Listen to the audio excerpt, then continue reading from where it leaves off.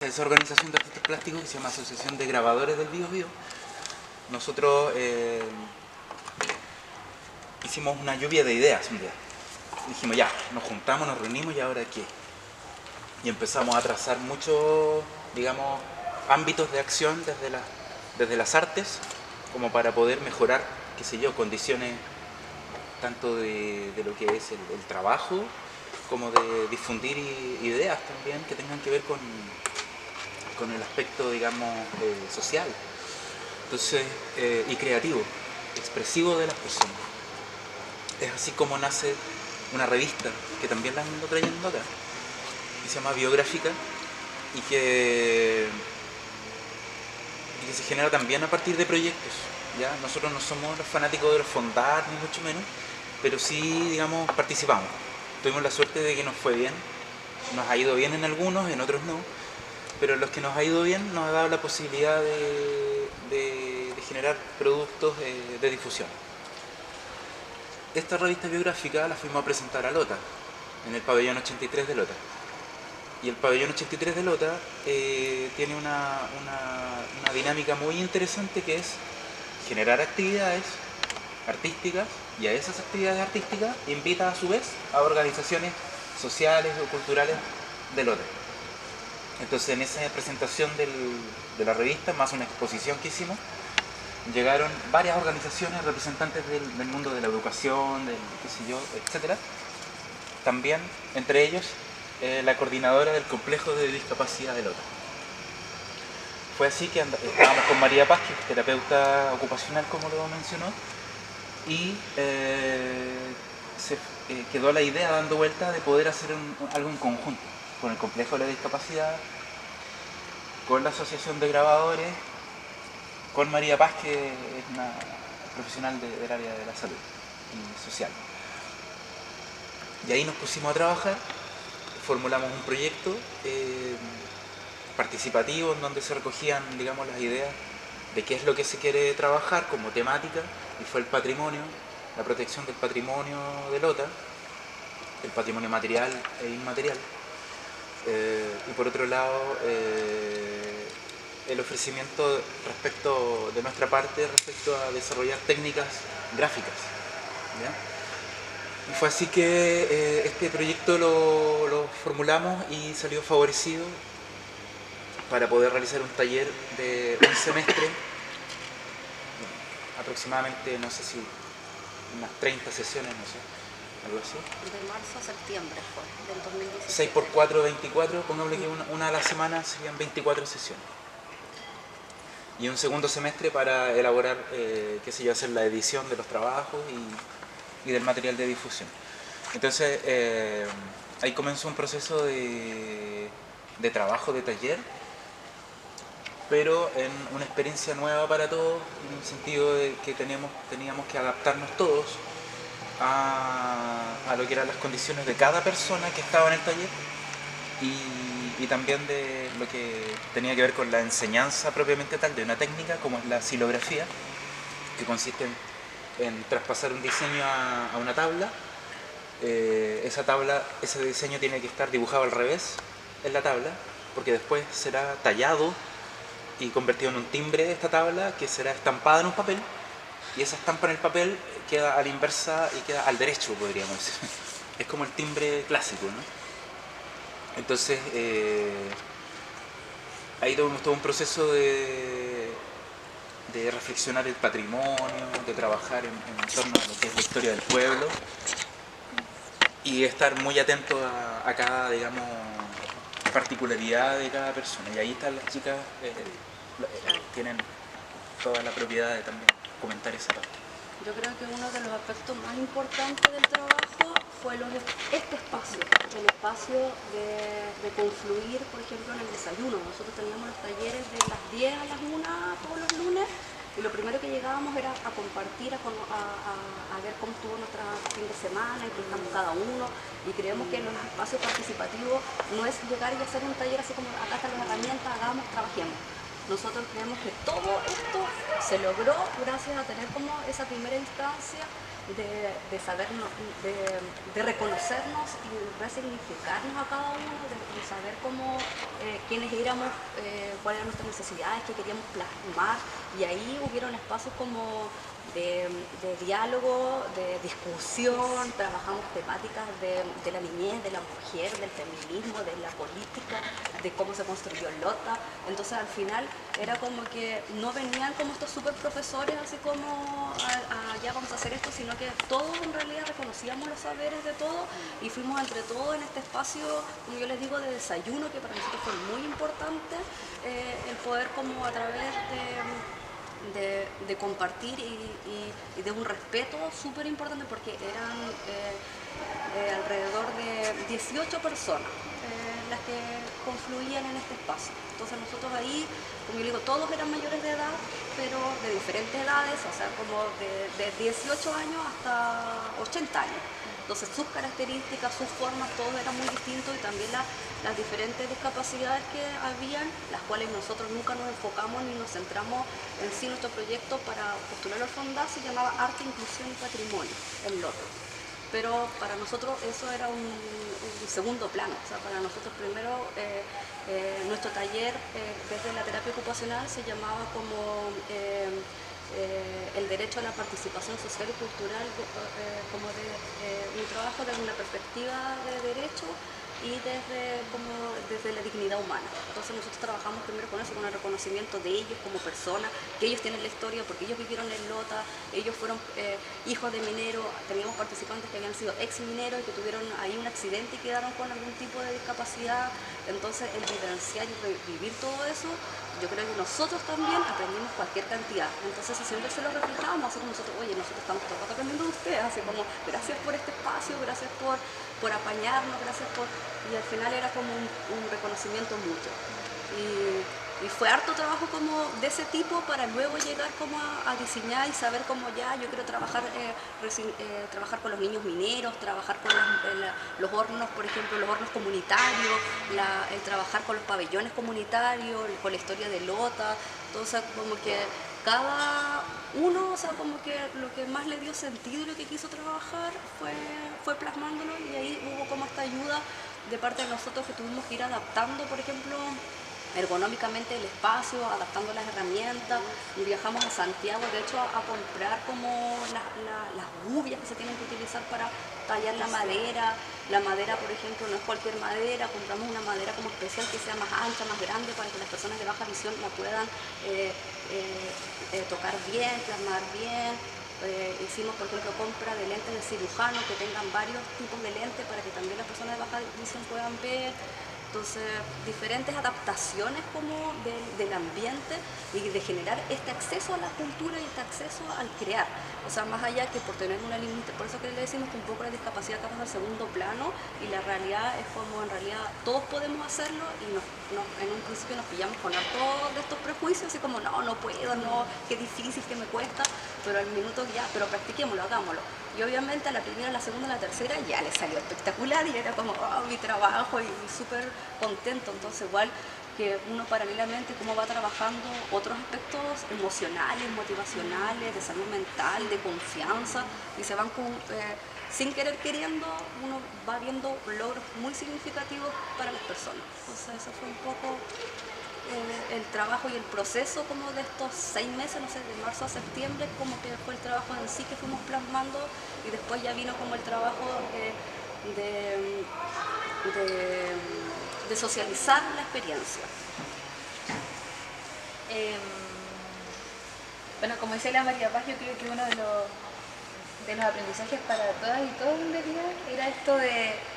Bueno, nosotros partíamos de la base, yo llegué al proyecto como a la mitad, porque estaba encargada de sistematizar precisamente todo el proceso, que es un poco lo que está en el libro también, y bueno, ahora va a salir algo también de esa sistematización, ¿no? Pero yo creo que uno de los grandes aprendizajes de esto, y hablamos con la María Paz y el Diego, es que siempre hemos tenido de alguna manera el arte como allá lejos, y siempre ha sido desde la élite quien tiene acceso precisamente al arte. En el colegio casi no nos pasa nada que tenga que ver con el arte, y una siempre pasaba mucho que ellos decían, no, es que yo no sé dibujar, dibujo feo. eran como sus frases, y una cuando se piensa igual dice, oye, yo siempre digo puta, que dibujo feo, así como dice alguien que haga un dibujo, y una no, yo no, dibujo súper mal, pero porque también estamos súper negadas a esa posibilidad de encontrarnos con el arte que es parte de nosotros, ¿no? Nace también desde lo colectivo, nace desde la comunidad. Y uno de los aspectos más bonitos de este trabajo para mí, y en lo que también las personas decían, era ver precisamente sus grabados ya en el papel, esto que está acá, ¿no? Porque era ver esta matriz con la que sufrieron un poco, con la que se enojaron también, se frustraron, después estampada. Y cuando pudimos lograr, o sea, cuando después esto se expone en distintos espacios, ellos eran y ellas las protagonistas y protagonistas del proceso, y mostraban su trabajo. Entonces desde ahí yo creo que era también esto de reconocerse a través del arte, ¿no? Ayer hablamos con la María Paz algunas ideas sobre lo que pasó, y creemos que lo territorial, pensar nuestra historia, a veces una va a un lugar a hablar sobre la historia de ellos y ellas, así como con esta media propiedad, así bueno, esto es Lota, esto es la historia de Lota, y todos sabemos la historia de Lota de alguna manera, que el carbón, no sé, pueblo obrero, después la reconversión, sabemos de Lota, ¿no? Sabemos un poco de su historia desde lejos. Y vamos a contarle la historia igual un poco desde lejos a ellos, y resulta que son las que viven todos los días en ese espacio. Entonces era interesante también como ellas, y en esa parte yo un poco me la perdí, pero después conversábamos, me contaban cómo ellas decían, oye, no, pero esto es acá, y empezaban también a reconstruir esta historia, desde ahí también su identidad. Entonces es un proceso, yo creo que súper transformador también, porque a la gente a veces le cuesta reconocerse como lotina o lotino, po. Y casi siempre es como lota pobre, lota acá, lota allá, delincuencia, deserciones o desescolarización, no sé. Pero cuando ellas empezaban a hablar de su historia, también ocurría este proceso de como volver a identificarse con el territorio, y también volver a valorar el lugar en el que ellos estaban. Sobre todo porque cuando íbamos a otros espacios, la gente se enamoraba precisamente de las obras que ellos hacían, y también repensaban Lota, ya no Lota como tan destruido, Lota abandonado, sino como Lota también con una historia súper valiosa para nuestro país, ¿no? Porque los mineros hicieron harto también para nuestras jornadas laborales, las marchas y todo, y eso tenemos que reconocerlo, y ellos lo reconocen desde ahí. Otra cosa que igual hablábamos ayer con la María Paz era esta idea de que entonces también lucho por esta comunidad, también amo esta comunidad y la protejo. Porque a veces una está siempre mirando hacia afuera, no mira mucho de dónde una es, y bueno, yo no tanto, pero tiende a desvalorizar el lugar donde una vive. Y eso también fue súper interesante desde este trabajo. Y eso, o sea, nosotras creemos que tiene un valor, y con Diego, súper importante el estar en el territorio, el también tratar de tener relaciones horizontales, porque aunque ellos te dicen, no sé, pues señorita, la profesional, la profe, y una dice, pero si acá es como que, bueno, como dice la María Paz, el desayuno era el espacio donde todas y todos empezamos a conversar, y ya nos empezamos a reconocer como un otro, pero como un otro ser humano también, o sea, que tiene penas, que tiene tristezas, que tiene enojos, que tiene inseguridades, porque de pronto te ven como la persona ahí súper fortalecida, que parece que no le pasa nada, y tampoco te reconocen desde ahí. Entonces era un espacio súper interesante de reconocimiento para todas y todos. Y eso, yo creo que desde el aprendizaje, esto de volver al territorio, de estar dentro de la comunidad, de inserto en el espacio, también salir de ese espacio, ellas y ellos, ser ellas y ellos los protagonistas, quienes hablen de esto. Ahora no están, deberían estar, pero yo creo que ahí se genera la transformación que de alguna manera nosotros buscamos desde el trabajo comunitario, que es que las personas se fortalezcan de su espacio, y ya tomen esto no solo como el taller que tuvieron de silografía y ya todos se fueron y esto se destruyó.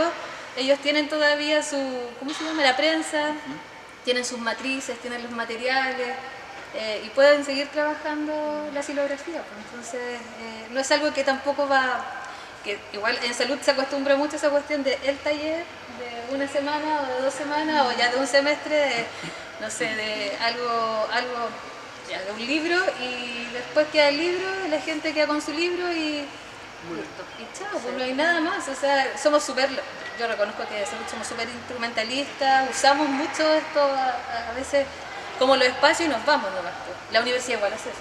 O sea, siempre estamos en eso, como de ir a un lugar y esto ha sido súper distinto porque como dice la María Paz y el Diego, ya este año todavía estamos trabajando con ella y ellos y es algo que perdura. ¿Ya sería el tercer año? Sí. No, igual, 19 meses, el tercer. en 2017. Yo creo que ahí es un poco lo significativo del pensar cómo llegamos a estos espacios con estas metodologías un poco de la educación popular. Cómo nosotros generamos como espacios de participación con metodologías participativas y de, por ejemplo, de nosotros cuestionarnos, por ejemplo, ya desde el hecho de qué nombre le vamos a poner, de como la toma de decisiones, de generar como espacios, no solamente que todo sea como ya llegamos a trabajar nomás, sino que también este espacio como de educación popular donde cada uno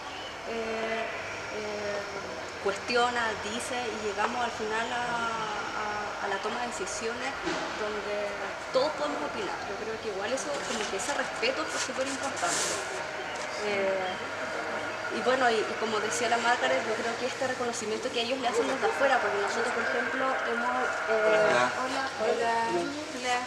hemos ido a mostrar la muestra, hemos estado en espacios de mostrar la muestra de diferente índole. Hemos ido a espacios como artísticos culturales, a casas de la cultura, a centros culturales, a universidades. Tanto, por ejemplo, acá en Chile lo hemos mostrado en Valdivia, en Santiago, acá en Ponce, San Pedro de la Paz, en Talcahuano y en Uruguay. Fuimos a Uruguay a un seminario de salud mental y derechos humanos y fue súper reconocido así el trabajo y todas las instancias que son como acá locales donde ellos pueden ir, ellos son los protagonistas y nosotros no somos los que contamos que está, sino que ellos. Entonces ellos mismos se paran en el escenario, cuentan su proceso, que son los que lo vivieron, entonces eso también es súper importante que luego después la comunidad, toda la gente que van a ver las exposiciones pueden conversar con ellos y les van contando de su propia experiencia. Nosotros buscamos las oportunidades.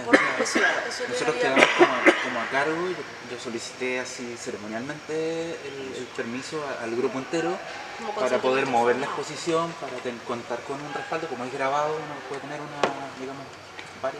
sacar varias veces la obra. Y en eso con María Paz hemos estado, porque hemos postulado proyectos, cosas para poder mostrar este trabajo fuera y si no, ahí nos han aceptado y nos han invitado. Pero una invitación a partir de que nosotros también lo hemos propiciado. Y quería también destacar algo respecto al proceso creativo, a ver, haciendo el ojo crítico a nuestra sociedad, o sea, Chile sobre todo, porque hay distintos países que tienen distintas realidades y distintas formas de fluir la cultura. Ya, pues nuestra realidad en Chile es compleja desde el punto de vista cultural. Cuesta que la gente fluya, digamos. Evidentemente los artistas están súper bien en ese sentido, cuentan con una salud mental, digamos, de mejor forma, no sé, en mejor estado. Que mucha gente que está muy comprimida en su actividad y todo lo que el sistema, digamos, empuja para que la gente sea, no sé, trabajadores de una producción X. Entonces el arte en ese sentido, uno se enfrenta a distintos obstaculizadores, podemos decir, a la hora de crear. Y ahí es la invitación que hacemos a la desprogramación, a la descolonización también. Porque una persona va a sentirse que no tiene capacidad de generar una expresión artística, por ejemplo.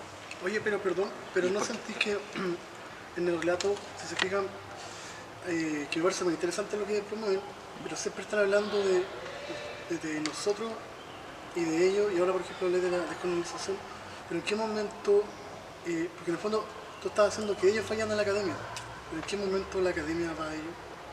Porque no sentís que quizás el efecto colateral de la propuesta sigue siendo como acercarlo a ellos, a nuestro modelo. Es que justamente es lo que quería romper ahora, porque ¿cuál es el temor de alguien cuando dice, es que yo no sé cantar, es que yo no sé bailar, es que yo no sé dibujar? Precisamente son las limitantes que pone la academia. Claro.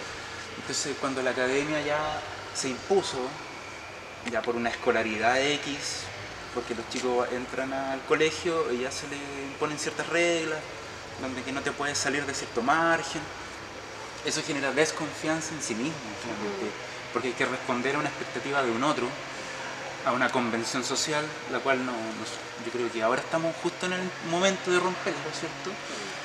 Y precisamente se trata de eso, de que las personas puedan fluir con su expresión. O sea, si yo dibujo una cara de esta forma, o si yo canto de esta manera, bueno, necesito por último equivocarme mil veces para intentarlo y no a la primera sentir esa frustración. Como que en ese sentido, eso también, como que tuvimos que enfrentarnos a eso, y estoy de acuerdo con tu comentario. O sea, de hecho, como que para allá va más o menos la propuesta. Como el camino previo que hay que pasar para poder llegar a... El camino, claro. Claro. En el fondo hay que ser parte de lo que uno genera disgusto, porque no sé si les pasa como a mí, pero cuando se armó un grupo de WhatsApp, alguien había propuesto hacer la actividad en la universidad.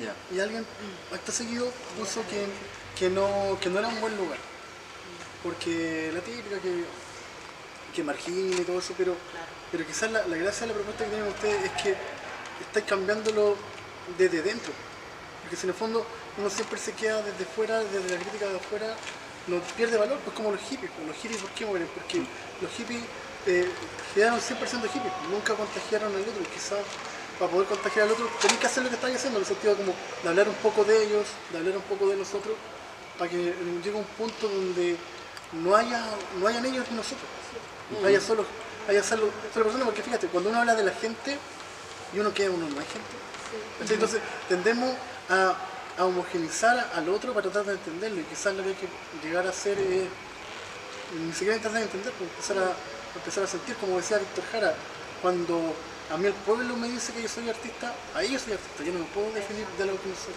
Exactamente. Me parece un comentario que en el encuentro anterior se discutió el tema de identidad y se llegó a una especie de conclusión que era las multiidentidades que nos pertenecen, y luego se comenzó sobre el tema del territorio. Y para responder un poco a José, hay un territorio que es el territorio de las personas, más que un territorio concreto. Entonces, yo estoy en una ciudad, mi territorio es ese, y no tengo por qué confrontarme con otra identidad, porque pareciera que se confrontan a veces. Entonces, por eso se llegó como a la conclusión de las multiidentidades que nos cruzan, y no hay que negarlo. Y yo cuando veo enfrentamientos raros, yo digo que sí, todas las formas sí, porque cuesta hasta esa valla del prejuicio que uno no tiene inconsciente. Voy a decir una cosa que no sé si puede aportar a la conversación. En Santiago yo soy artesano y Fugirago artesano, y ellos son ceramistas. Y cuando yo empecé a buscar la información de dónde venían ellos, mi papá y mi mamá le enseñaron a unas personas que vienen de Lota. Y yo empecé a escarbar más y encontré los libros de Lota. Y después lo que vendí, que he visto varios proyectos, lo que vendí yo era que en 1800, 1900, estaba el carbón, y después llegó una empresa, y aquí viene cuando yo pego los guatazos, pero una empresa que empezó a trabajar, no sé, la cerámica. Y las mujeres empezaron a tener un trabajo más decorativo en cerámica. Y ahí llegó la cola, llegó ya a mi casa. Entonces se puede decir. Sí, eso precisamente es un trabajo que se llama... Bueno, estaba la empresa Lota Green, que armaba los ladrillos refractarios, y también se generó esta fabricación de modelos en cerámica decorativos, claro. Todo eso tuvo que ver con la historia, bueno, podemos hablar toda la tarde de la historia de Lota, pero eso tiene que ver con la llegada del modelo también industrial europeo, los grandes magnates que eran los cousiños, y desde ahí traer el arte europeo y la estética europea, porque ellos desde su, digamos, mundo, cultura, lo llevaron a Lota. Por eso Lota tiene una mixtura, Yo voy a otro foco, el foco una de mixtura cultural. Lota en sí también tuvo una diáspora. Sí, pues. Está en el territorio, como físico un poco, pero se empezó a preguntar dónde están las personas que no están ahora, están en todos los lugares, y cómo nos vamos multimezclando, ¿me entiendes, no? Sí, y el fenómeno de Lota, porque Lota sufrió mucho, o sea, Lota, la explotación total, podríamos decir, y que generó las huelgas de los lotinos, las rebeliones de los lotinos empujaron a que mejoraran las leyes laborales en Chile. O sea, ellos fueron precursores en ese tema. Entonces, también por ese lado los lotinos son súper arraigados. Por más que a lo mejor hay alguien de Lota, llegó alguien de Lota, ahí está. ¿Sabes? Entonces hay un orgullo de ser lotino. Nosotros, inclusive ya tengo amigos, hemos trabajado ahí antes. Y Lota bastante que ha sido su historia, digamos, difícil. Defiende, digamos, a la vez su sentido de pueblo, de comunidad.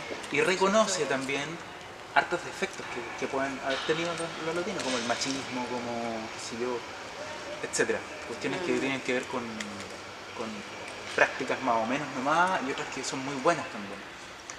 Entonces, en el fondo acá se rompe lo del complejo de discapacidad y todo eso, y finalmente fue como romper absolutamente ese muro.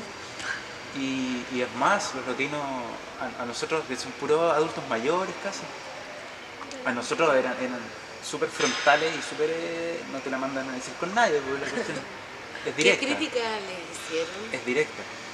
No, habían críticas primero como por la metodología. Al final los desayunos se volvieron tan importantes, se alargaban. Entonces tuvimos que las sesiones, en vez de hacer una sesión de conversación respecto al patrimonio y una segunda parte entrando a la técnica de silografía, general dibujo, se nos acortaba esa última parte y teníamos que hacer la clase de patrimonio solamente por cuestiones de tiempo. Entonces al final había una ansiedad de por favor pongámonos a tallar, a dibujar en las primeras sesiones. Después empezamos a ir 2 veces a la semana, íbamos los lunes y los sábados. Después empezamos a ampliar y acomodar los tiempos. ¿Y partieron con una sesión a la semana? Partíamos, sí, con una sesión a la semana. Entonces veíamos que la conversación era tan potente y tan importante que también nosotros estábamos todo el rato aprendiendo, que tampoco queríamos como cortar eso. Entonces era como más allá de esa estructura que teníamos, así como ya 1 hora y media para esto, al final era como que ya Una experiencia. Entonces aprendamos de la experiencia, aprendamos del trabajo y después solo se fue dando, pues yo creo que además donde se generó eso, pues donde ya todo estaba como mucho más unificado y las confianzas y ellos mismos como eso, como que ya sí, igual lo voy a hacer después, entonces al final ellos veíamos eso, que al final ya habían adquirido como, ya no importa si después y al final terminaron haciendo cada uno 2, 3, hay personas que hicieron hasta 4 trabajos, entonces fue como que ya pásenme una tabla porque ya lo hago, así, me saco los lentes cirujanos, ya no importa que hago así, no sé, como que ya hubo una confianza después como de eso, pues de ver como el cuerpo también, yo creo que fue súper importante eso, como ya después el cuerpo también pasa a ser un canal. Y como que igual ellos, a pesar, no sé, porque que tenían, no sé, pues problemas, muchos de ellos lo que más tenían eran problemas motores. Entonces el hecho de como, no sé, porque que teníamos que agrandar las rubias, ponerles como soporte, hacer diferentes adaptaciones a los implementos para que ellos lograran, también después como yo creo que ya hubo más confianza y ya lograron. Sí. Yo creo que eso es importante que se dice de la confianza en el trabajo porque después ni las adaptaciones les parecían bien, no querían nada, así como que no, déjame así, yo lo hago. Pero finalmente cada uno sabe. Sí, claro, porque la tabla, tú dices del cuerpo. Y se adecua la tabla como a ti te queda bien y no como me dijeron que tenía que estar y tomo la cubia como yo puedo moverla. Exacto. Entonces también es muy bonito lo que pasa ahí, porque ahí uno, ¿qué más hace? Lo hizo pensar, yo creo que ustedes se Totalmente. Sí, yo creo que ahí se rompe la academia, pues ahí se rompe Ahí esa se rompe mirada la academia. claro, más academicista, de saber cómo desde eso, de los tiempos, todo se pasa a la necesidad del espacio, del territorio, del Estado y de lo situacional más que nada. Entonces al final es como nosotros vivamos esto, vivamos el presente y dejemos como que lo otro fluya. Y yo creo que eso le ha dado como todo o sea, claro, pues Diego ahora en 2 semanas más tiene que ir a hacer de nuevo un taller porque le están pidiendo así, oye, ya el taller hagamos el taller de verano porque, por ejemplo, no todos alcanzaron como a hacer bien uso de la prensa. Entonces nosotros la idea fue como, uno de nuestros objetivos del proyecto fue implementar un taller de grabado inclusivo y por eso como que dejar la prensa grabado allá, dejar ese espacio y con un propósito que al final sea comunitario donde la gente de Lota vaya también a este espacio. Entonces, por ejemplo, este año para el Día del Patrimonio nos llamaron de Valparaíso del Consejo como ellos vieron el trabajo, no sé, porque pueden tener el libro, leer todo esto, y llaman a Diego y le dicen que sí que puede hacer este trabajo para todo Lota, ¿cachai? Y fue como súper importante, entonces tuvimos que llevar la prensa como a este centro comunitario que es el Pabellón Eso le 83 iba a para que sea preguntar. más Qué bueno accesible. que te acordaste de eso. Claro, y en ese espacio fue que se hicieron como talleres en la mañana para los colegios, entonces hubieron como diferentes escuelas, entonces trabajamos con los niños haciendo, entonces al final hubieron como, no sé cuántas horas eran, Como 40, 50, más esto, que son 24, al final teníamos como una exposición de como 70 trabajos 70 entre trabajos. todos. Sí. Y una consulta, ustedes no itineraron, ahora tienen como esa especie de laboratorio instalado, El taller está ¿está en el pabellón? Sí. está No, en el complejo está de en el discapacidad de Lota. estuvo en el Va a estar pabellón. ahí. Va a estar estar ahí ahí. y está ahí, está la prensa y todo. Que todo No, eso es ¿Y de cómo ellos. se va a llamar o se llama hoy? Yo creo que es un trabajo que van a tener que hacer la misma agrupación, o sea, como Ya. pensar su nombre, Porque el- pensar su espacio. Creo que eso es importante igual, porque lo que uno habla de la identidad, o sea, a Claro. menos que sea algo que sientan como propio, no se van a vincular, entonces después no lo van a ocupar y después con el tiempo va a quedar ahí. Sí. Claro. Entonces creo que ahora estamos viendo el resultado de un buen trabajo, pero creo que eso corresponde y responde también a un proceso anterior que tiene que ver con vinculación. Entonces creo que de repente se desatiende algo tan importante que es vincularte con la otra, con el otro, lo que hablábamos así como del principio de lo que a mí me llama la niñez, el hecho de mirarle a la cara, a los ojos, saber su nombre, es súper importante. Entonces creo que lo que hablaban del desayuno, a pesar de que no era necesariamente parte del proyecto, creo que es necesario en toda instancia compartir el alimento, compartir experiencia, y creo que eso también es una parte que nos hace la academia. Y quizás a veces desestimamos mucho lo que nos entrega, que son herramientas, porque quizás a lo mejor no hubiésemos tenido la capacidad o los conocimientos de algunas cosas que son netamente de la academia, y está bien, pero todo lo demás lo hace el cotidiano, la vida, y es un parte de vivir. Entonces, igual le agradezco que hayan hecho hincapié en eso del desayuno. De hecho, ahora estamos compartiendo.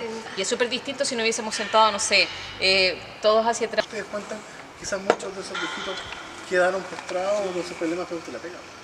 Sí, Entonces, Sí. Entonces como un volver a machacarte y reconciliarte con tu pasado. Y en ese sentido les quería preguntar, ¿cómo vinculan el sentir del lotino con la obra de este tipo de Baldomero Lillo? ¿Por qué uno lee Baldomero Lillo y pensáis en pura tristeza y dureza? ¿El lotino es triste y duro?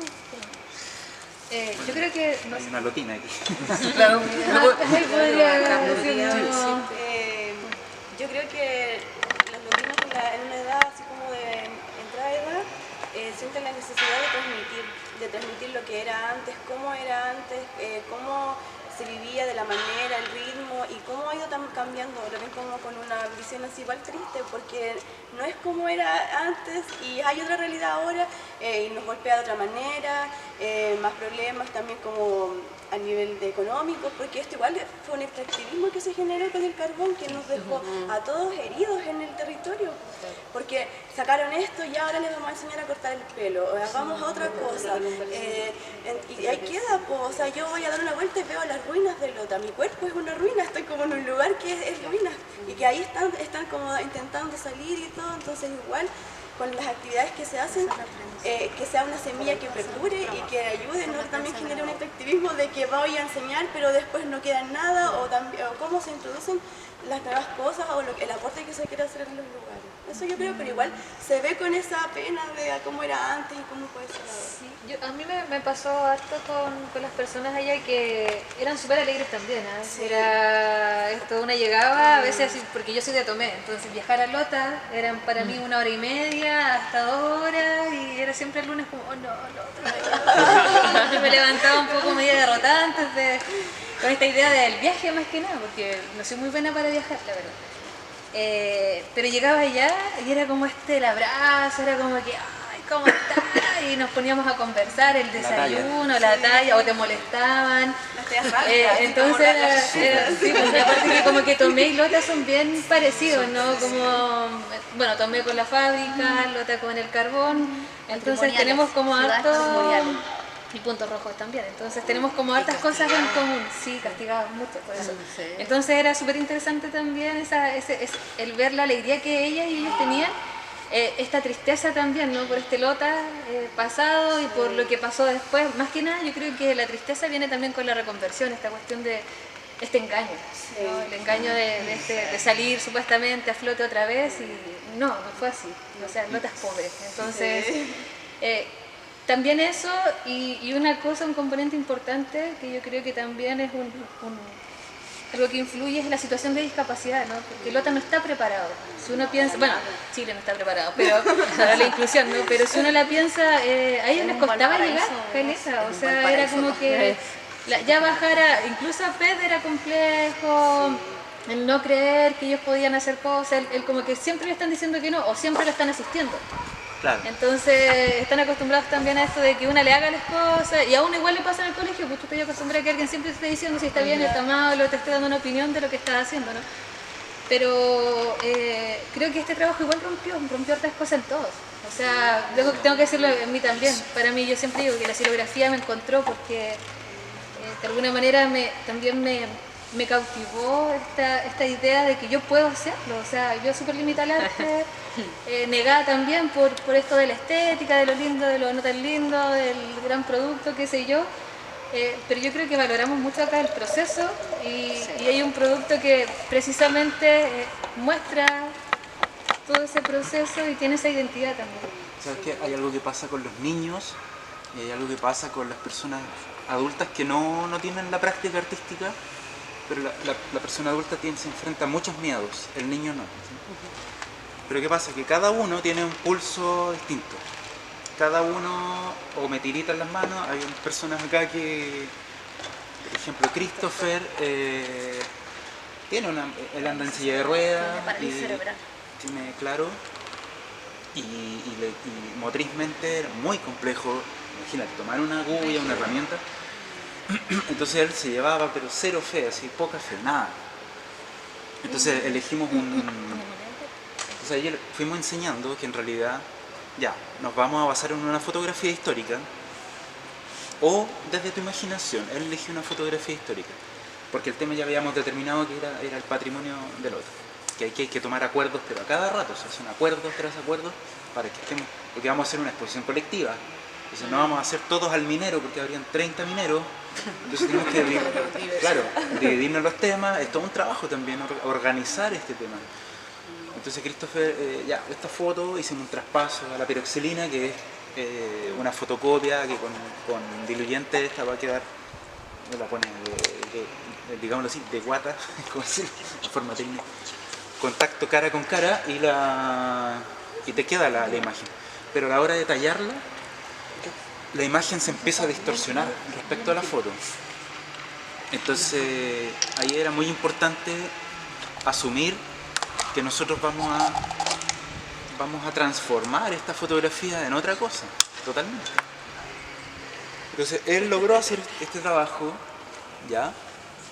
Entonces donde él empezó a tallar, yo le dije, mira, te recomiendo partir por el cielo, saquemos todo lo que está alrededor de las personas. Después vamos sacando las luces de las caras, no sé.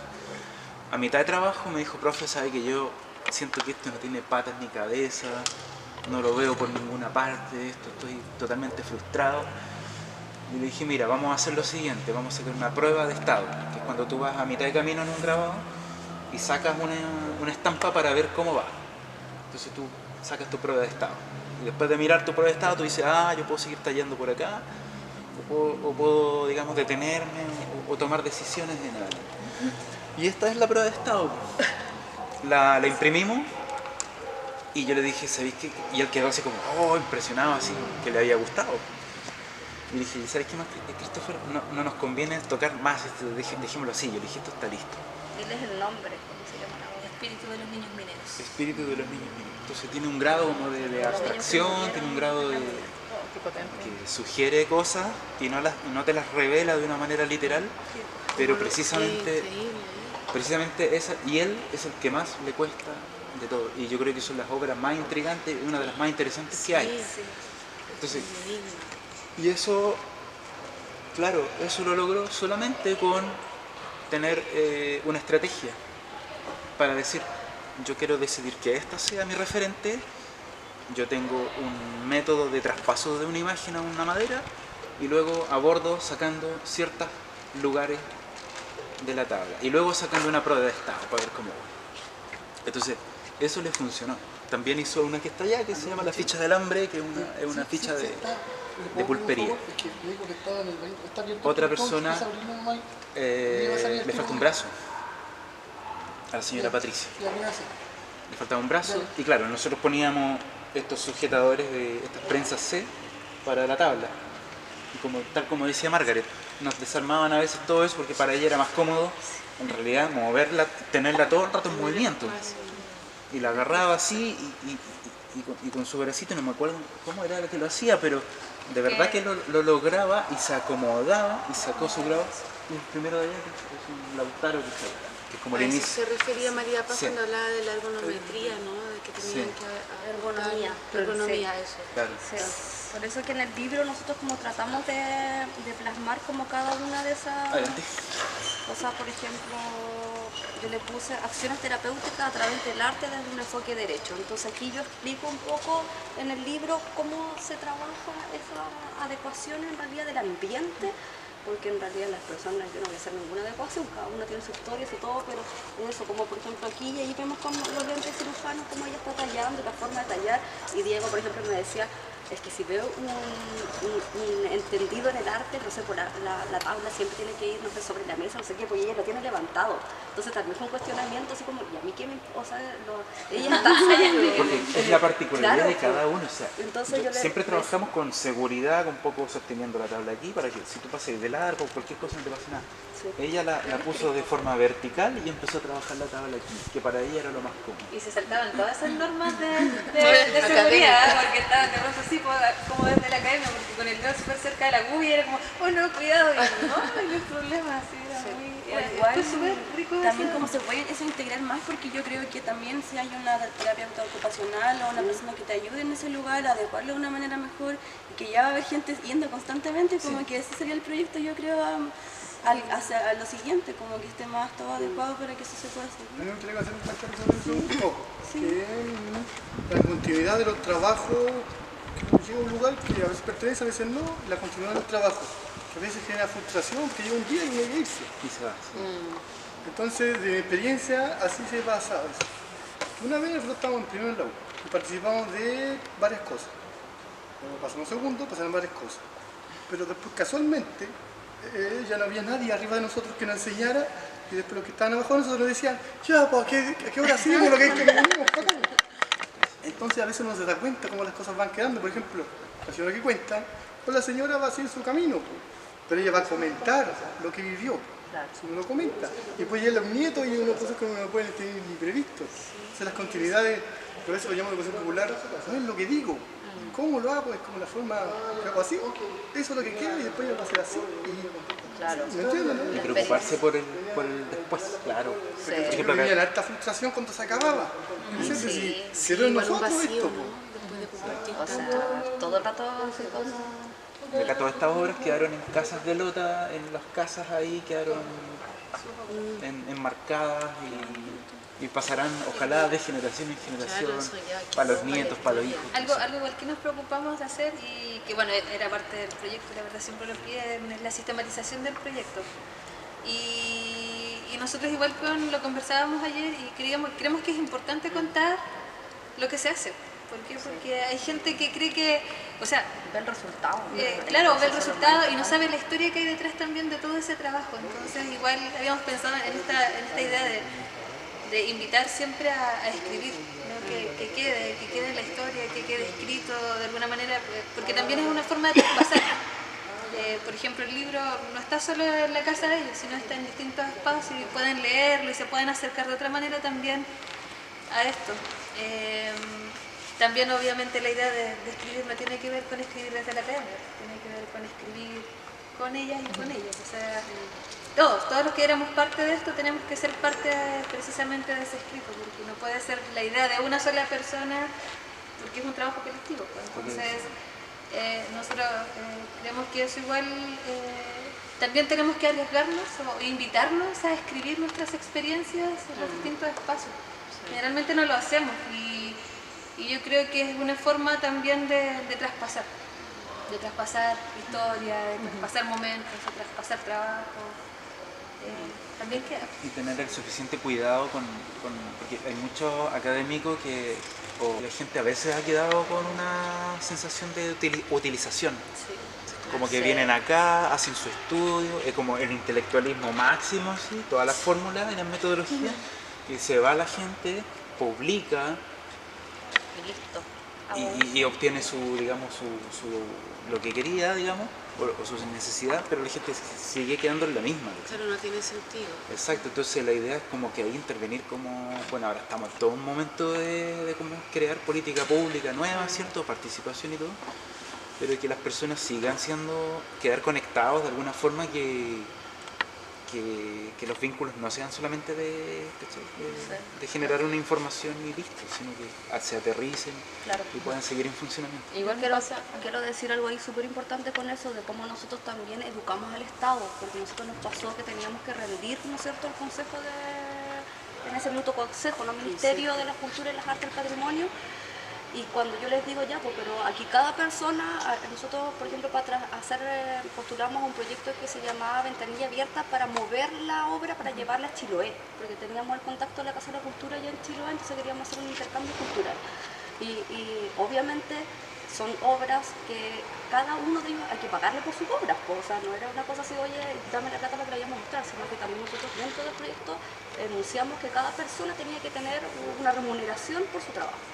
Y cuando ya todo bien, en el minuto de rendir las platas, los gallos no saben, porque como ellos tenían carnet de discapacidad, ¿no es cierto?, y no hacen boleta por el hecho de tener como no están en actividad productiva. No pueden emitir boleta. Claro. Entonces el gallo de contabilidad así como que, oye, nunca nos había pasado esto, nunca habíamos trabajado con personas con discapacidad, no sabemos cómo pagarte, así que le dije.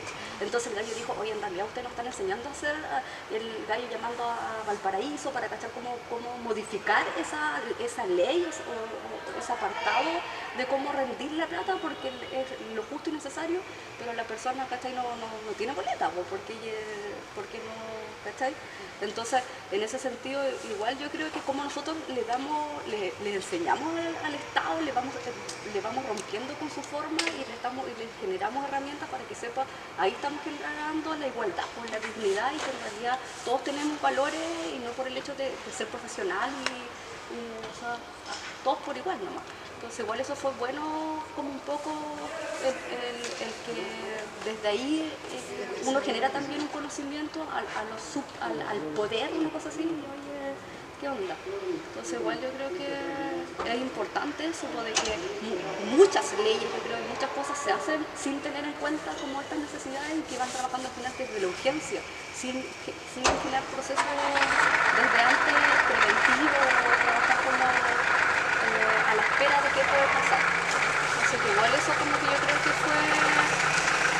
fue importante. Sí. No, lo que pasa es que me pasa, también hemos trabajado principalmente con niñez con diversidad funcional. Y una vez me preguntaron, porque estaban hablando de intervención, dijo, una operación, como que te van a abrir y empezábamos a hablar de la palabra intervención. Y desde la misma niñez empecé a decir que en realidad no nos va a intervenir, nosotros vamos a participar. Y vamos quizás a colaborar de alguna u otra manera, pero creo que eso es importante, porque si no hubiese sido como de ellos y ellas, que en realidad para mí siempre me trae como un recordar cosas que son súper importantes, porque el lenguaje también nos acerca o nos aleja o nos asemeja también a aquellos que queremos destruir o cambiar. Entonces creo que lo que están haciendo quizás no es una intervención, es una participación también, es una colaboración en un proceso así como de autonomía territorial, no sé si resignificar tampoco, pero claro, hacer presente la historia desde el presente, no tan solo vivir desde el pasado, rememorando cosas del pasado, sino como situarlos en un contexto y darle poder, significado, mayor incidencia, y hacer también que sean guardianes de una memoria que son parte de sus vidas y que pueden legar también para la posteridad, pues. Pero creo que es importante eso como de la fineza de no tan solo de intervenir, sino que participamos. Yo quiero decir algo que nos juntamos con Lautaro en una actividad en Valparaíso, que presentó el tema, no sé si voy llamando enfrentamiento, pero hay enfrentamiento académico universitario, pobladores. Cuando se toca el tema de nuevo, yo estoy trabajando en el Centro Cultural de Peñalolén, y no se dan cuenta que yo era universitario, pero ¿qué pasó? ¿Viola? Quisieran que soy igual a ellos, nunca sacaron el rol que estudiaba. Entonces yo, fácil pertenecer al grupo. Y veía cómo eran discriminados por los pobladores, los locos y los locos normales. Y yo quiero plantear ese tema que se tiene reflexionado porque hay un problema ahí. Hay un problema de que mi hijo, que va a ser universitario, ojalá bacán, va a ser rechazado por sus pares. Y hay universitarios que son pasados caca. Y hay un problema evidenciado. De cómo llego, yo no soy.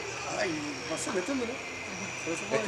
Precisamente yo creo que una forma sería que cada estudiante tuviera esta noción de trabajo con toda la base de la comunidad, porque se proyectan muchas veces los universitarios a tener cargos, puestos o remuneraciones, como que yo siento que se piensa mucho en una remuneración en vez de lo que es un médico, por ejemplo, pensar inmediatamente en quienes necesitan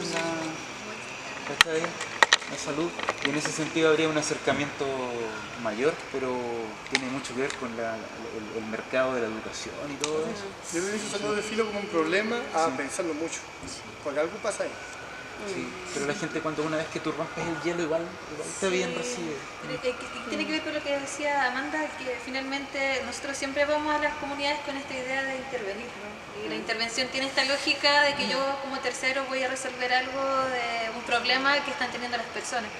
Por eso igual nosotros tratamos de no utilizar esa palabra desde lo interventivo, porque nosotros vamos a trabajar, pues el trabajo tiene un sentido también colectivo de que todos construimos esto, o sea, no soy yo que vengo a enseñarles algo, sino yo les enseño lo que yo sé, pero ustedes me enseñan lo que ustedes saben. Entonces esta cosa de reciprocidad también, esta cosa de hacerlo en conjunto.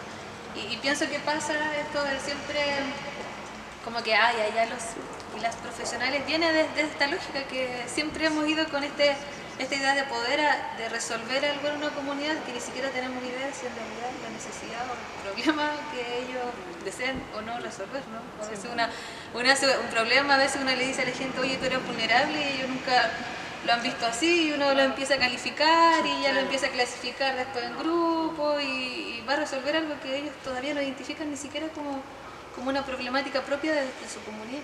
Entonces, yo creo que un techo para Chile tiene la culpa de eso. Porque tiene la culpa de todo. El techo para Chile es la cuna. Primero les pido disculpas por lo de. Padre Hurtado tiene. No, Padre Hurtado no. De hecho, no lo bacán. Porque si fijan, el techo para Chile es la cuna de los futuros jefes. Puros cabros del barrio alto que arrastran a cabros de colegios más vulnerables para que hagan la pega, pero todos son gallos de un techo. Hoy día tú los ves en ministerio, en puestos grandes, pues están aprendiendo a ser jefes, a poner la mano al voluntariado, ¿cachai? Eso. Que depende, que yo digo que en la reflexión hay que darse, porque desde cierto punto de vista son llamados pequeños burgueses, y frente a una sociedad capitalista tienen cierto privilegio. Y mi experiencia, mía solamente, porque digo, cada uno tiene una experiencia distinta, mi experiencia de la Pobla es que todo universitario se va de la Pobla. Y si hablamos de trabajo popular, comunitario, también. Una despolitización, desconcesión y todo lo que estoy diciendo, no sé, pues me entiendes, ¿no? Esa necesidad de como surgir, que le llaman, y como que ese surgir significa irse lejos.